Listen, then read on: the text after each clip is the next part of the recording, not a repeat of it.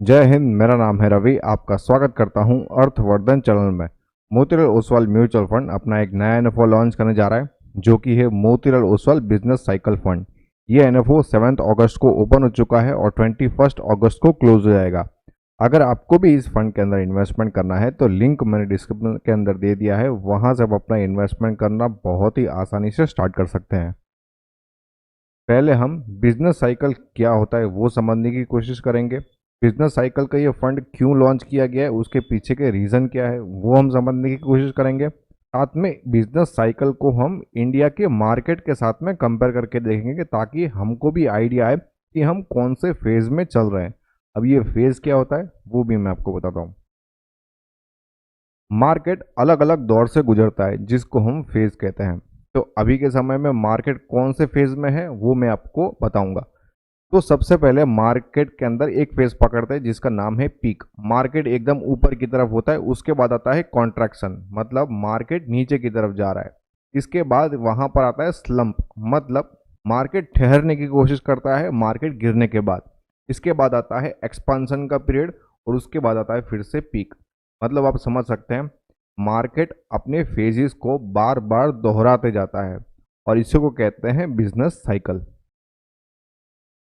जब ये business cycle चल रहा होता है तब हमारे इमोशंस भी इससे इफेक्ट होते हैं।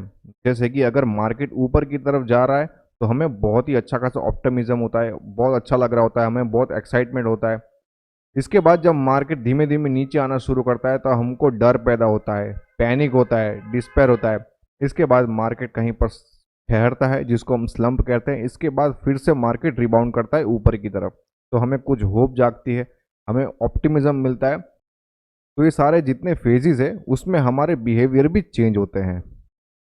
कोई भी दिए गए समय के अंदर कौन सा फेज चल रहा है, कौन सा सेक्टर चल रहा है, तो यहाँ पर एक अच्छा खासा हमें डेमोन्स्ट्रेशन देखने को मिल रहा है।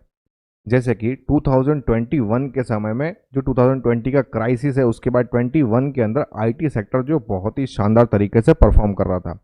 इसके बाद अगर हम देखें फाइनेंशियल सर्विसेज को, तो ये कब अच्छा परफॉर्म कर रहा था 2015 के अंदर। अभी के समय में आप देखोगे तो मार्केट के अंदर फाइनेंशियल सर्विसेज नीचे की तरफ है।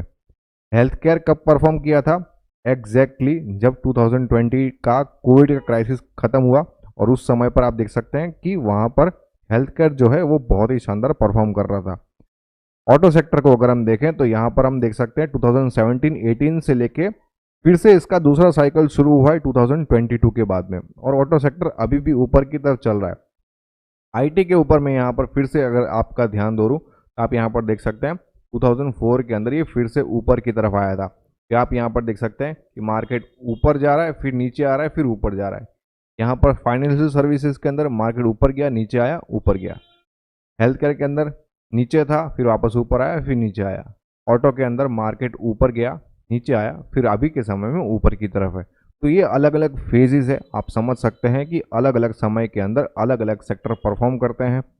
अगर वो फंड मैनेजर है तो वो इस साइकिल को अच्छी तरीके से अपॉर्चुनिटी को ग्रैब करेगा और ऐसे सेक्टर्स के अंदर इन्वेस्टमेंट करेगा ताकि हमें अच्छे से अच्छा रिटर्न निकाल के दे सके।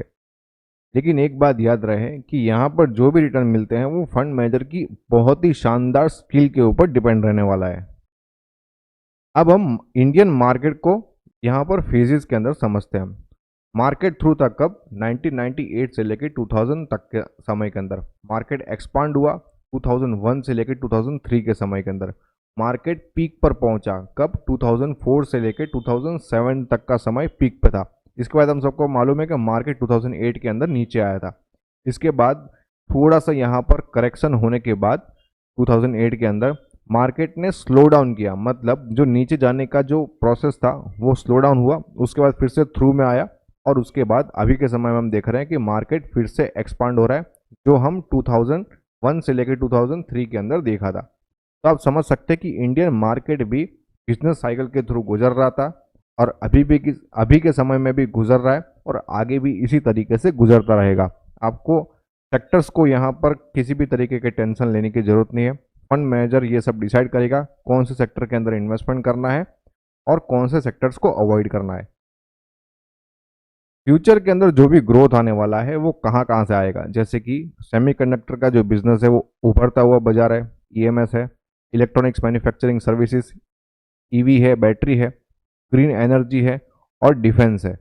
तो ये जितने भी नए नए सेगमेंट्स है वो अभी के समय में उभर रहे हैं, जो मार्केट को और भी ऊपर की तरफ लेके जाने की कोशिश करेंगे।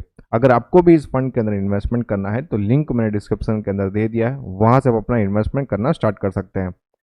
साथ में बहुत सारे ऐसे ऐसे फैक्टर्स भी है जो इंडिया को और भी आगे की तरफ लेके जाने की कोशिश करने वाले हैं, जैसे कि चाइना प्लस वन का जो सेगमेंट चल रहा है, तो वो भी आपको आगे की तरफ लेके जाएगा इंडिया को। साथ में मैन्युफैक्चर इन इंडिया का जो इनिशिएटिव है वो भी लेके जाएगा। फाइनेंशियलाइजेशन हो रहा है एनबीएफसीज का। टेक एंड टेक सर्विसेज के अंदर भी हमें अच्छा खासा ग्रोथ देखने को मिल रहा है। अर्बनाइजेशन बहुत ही तेजी से बढ़ रहा है। टेलीकॉम सर्विसेज भी अच्छा कर रहे हैं और साथ में हेल्थ केयर इकोसिस्टम भी जो है वो भी शानदार तरीके से परफॉर्म कर रहा है। Motilal Oswal business cycle fund GNFO 7 अगस्त को ओपन हो चुका है और 21 अगस्त को क्लोज हो जाएगा। इस फंड का बेंचमार्क रहने वाला है निफ्टी 500 टीआरआई और इस फंड का एग्जिट लोड रहेगा 1% फॉर 3 मंथ्स।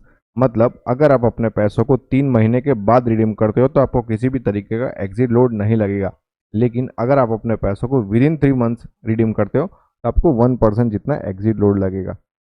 इस फंड का इनिशियल एनएवी 10 रहेगा और एक्सपेंस रेशियो जैसे ही फंड लॉन्च हो जाएगा वैसे ही आपको पता चल जाएगा।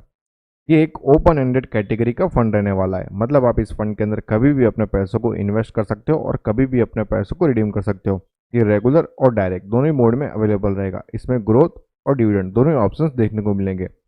अगर आपको अपना इन्वेस्टमेंट स्टार्ट करना है तो आप एसआईपी, लमसम, एसडब्ल्यूपी या स्ट्रिप चारों में से किसी भी मोड में अपना इन्वेस्टमेंट स्टार्ट कर सकते हैं। मिनिमम इन्वेस्टमेंट की बात करें तो लमसम मोड में मात्र 500 रुपीज से आप अपना इन्वेस्टमेंट स्टार्ट कर सकते हैं, या फिर अगर आपको अपनी एसआईपी स्टार्ट करनी है तो मात्र 500 रुपीज पर मंथ से आप अपनी एसआईपी स्टार्ट कर सकते हैं। इन्वेस्टमेंट स्टार्ट करने के लिए लिंक मैंने डिस्क्रिप्शन के अंदर दे दिया है। और हाँ, अगर कोई ऐसा इन्वेस्टर है जो सीरियसली अपना इन्वेस्टमेंट स्टार्ट करना चाहता है तो नीचे दिए गए नंबर पर आप कॉन्टैक्ट कर सकते हैं। अब मेरा क्या मानना है इस फंड के बारे में वो मैं आपको बताता हूँ। जैसे कि मैंने आपको आगे बताया था, ये फंड जो है स्पेशली फंड मैनेजर की स्किल के ऊपर डिपेंड करने वाला है। अगर आपको इस फंड के अंदर इन्वेस्टमेंट करना है तो अपने एडवाइजर से बात करके ही इन्वेस्टमेंट करना चाहिए।